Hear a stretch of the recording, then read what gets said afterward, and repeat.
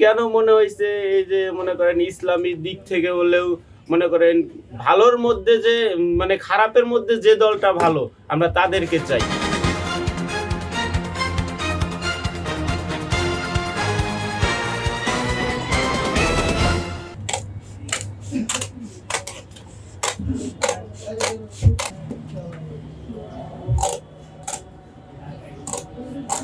আসসালামু আলাইকুম। ওয়ালাইকুম আসসালাম ওয়া রাহমাতুল্লাহ। ভাই আপনার নাম কি? আমার নাম মোহাম্মদ শামীম সর্দার। এখানে এটা কিসের কারখানা? আমাদের টেলারিং কারখানা। ও আচ্ছা, আপনার গ্রামের বাড়ি কোথায়? রাজবাড়ী। আচ্ছা আচ্ছা, আমি আপনাকে একটা প্রশ্ন করব। এই যে আমাদের 12 তারিখ নির্বাচন আসতেছে, জাতীয় নির্বাচন, হ্যাঁ, তো এইখানে জামাত, এনসিপি, বিএনপি তারা বিভিন্ন রকম ইশতেহার ঘোষণা করছে যে এদেরকে ভোট দিলে এই সুযোগ সুবিধা, ওদেরকে ভোট দিলে এরকম সুযোগ সুবিধা। হ্যাঁ, তো এই যে সুযোগ সুবিধা নিয়ে আমাদের কাছে ভোট চাইতেছে, এটা নিয়ে আপনার ভাবনা কি? দেখেন, আমরা তো মনে করেন যে এই প্রজন্ম আমরা একবারও ভোট দিতে পারি নাই। হ্যাঁ, আশা করছি এবার ভোটটা দেওয়ার জন্য। এখন আমাদের সাধারণ জ্ঞানে যা মনে হয় যে আমলিগ পরবর্তী সময়ে যা করে গেছে, সেজন্য আমরা মানে সময়গুলো খুব খারাপভাবে পার করছি।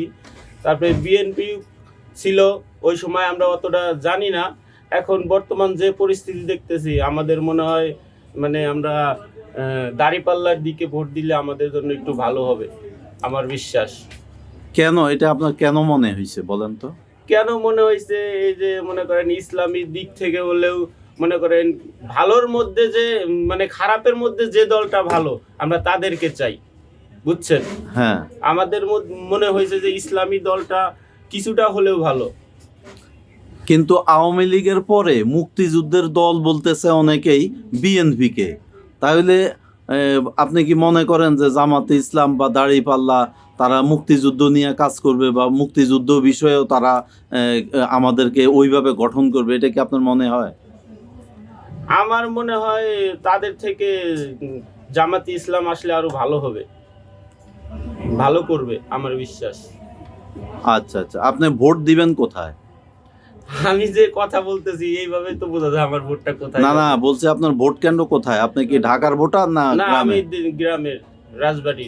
ভোট দিতে যাবেন এলাকাতে? ইনশাল্লাহ। আচ্ছা, ঠিক আছে, থ্যাংক ইউ আপনাকে।